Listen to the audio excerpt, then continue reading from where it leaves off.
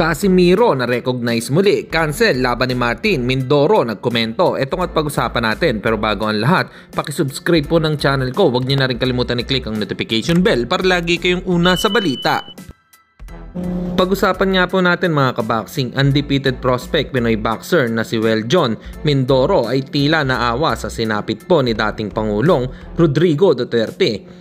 At napakomento pa ito, ang sinabi ay nakakalungkot ito na pangyayari mga idol sapagkat kung sino pa ang nagmamalasakit para sa bansa ay siya pang mapaparusahan.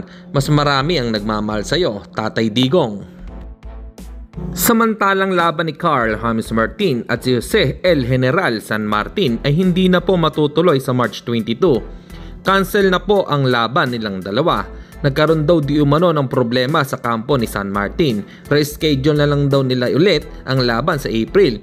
Bagamat wala pa namang sinabing date at oras kung kailan ito matutuloy.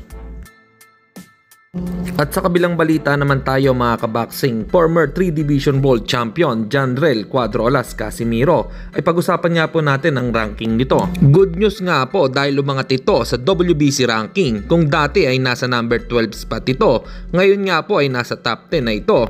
Kahit papano ay nare-recognize pa din si Angas ng Pinas. Mas maganda nga ito kung mapalaban siya ng 2 beses ngayong taon. At maipanalo niya nga ito ng impresibo, ay sigurado aakyat muli ang ranking nito. Sana nga po ay magkalaban na si Cuadro Alas. Para sa inyo mga kaboxing, ano po ang opinion nyo rito? Comment lang kayo sa baba.